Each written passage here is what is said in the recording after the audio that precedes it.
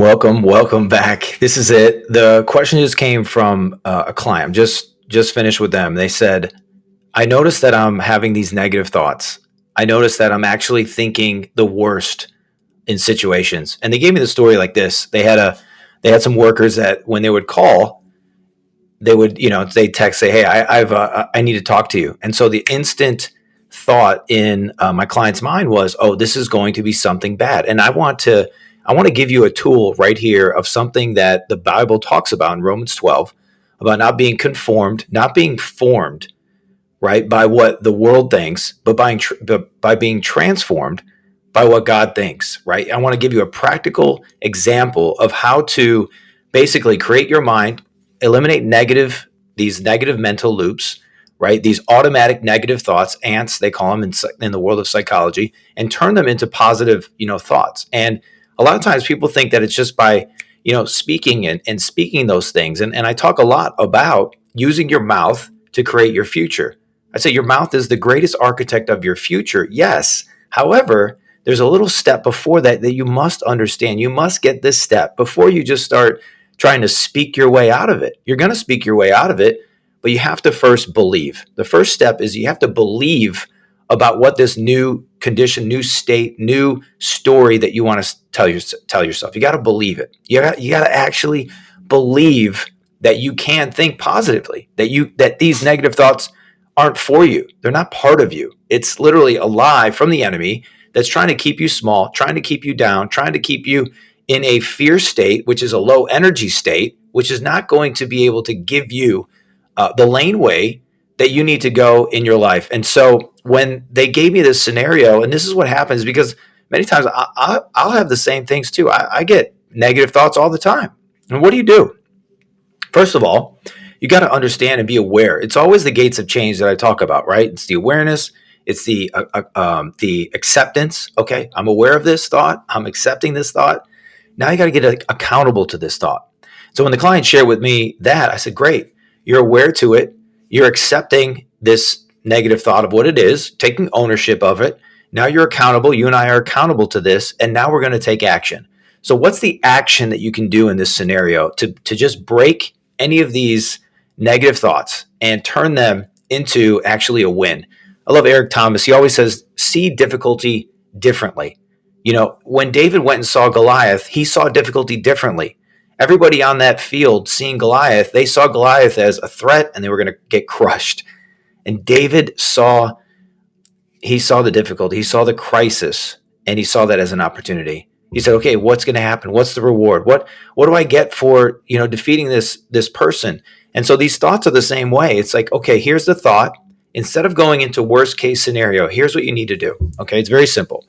Number one is most of the time those thoughts that you're getting and those ones that are most prevalent are related to the greatest gift that God has given to you.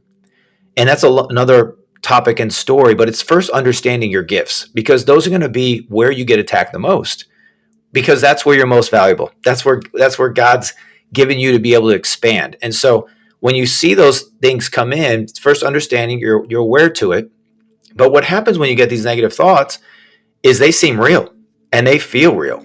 And you go down this trail of fear, worry, anxiety, worst case scenarios, all of those kinds of things. And you can take a step back and say, okay, I'm aware to it. Is this real? Is this a possibility? It is a possibility. However, you have to look at the other side of it and say, okay, well, what is this actually saying about myself? And so I was talking with the client and I said, well, what are the gifts? And they gave me their gifts. And then I said, okay, give me 3 to 5 things regarding your gifts that you're really good at, that you've been successful at. And it's almost like with kids and their trophies. When you're a little kid and you have trophies and they're up on the wall, you remember the wins. And the way to be able to get past the negative is to remember the wins of the positive. And most times we don't remember the wins. They happen, they're gone, and we're always looking for what's next. But sometimes we have to remember the wins in order for you to feel and say, okay, I actually am good at that. So my client said, okay, tell me the wins.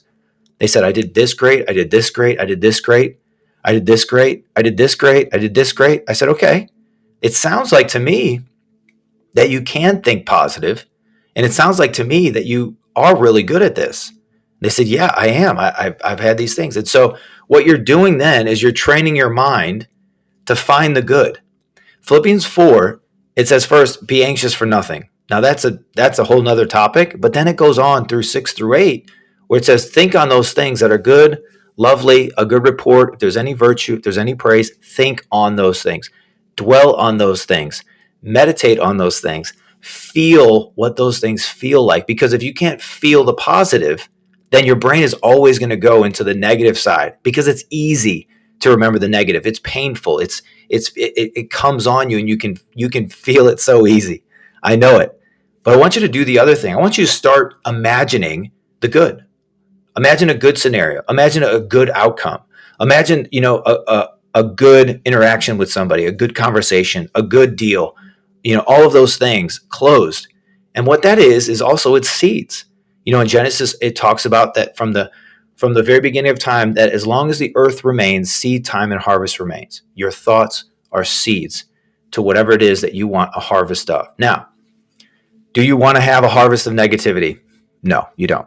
So you want to harvest of positivity, which means then you have to embrace those things that are positive. And when you begin to do that simple thing, then every negative thought that comes to you, you can go and you can look. And it's almost like looking at your trophies. You say, you know what? I did that one good, and I did that one good, and I did that one good, and I did that one good. So therefore, you know what?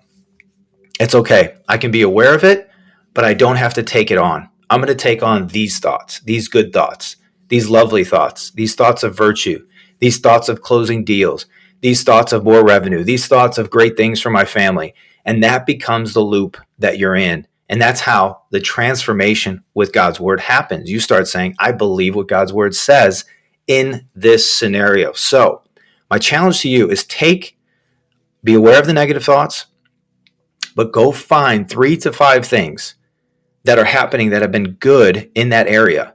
And those become your trophies. Those become the wins. Those become the reminders of what God has done for you, of what the gift that God has given to you.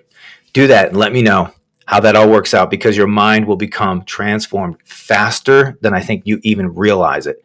Because if you can become transformed negatively, man, you can become even more transformed positively. Go and get it. God bless you.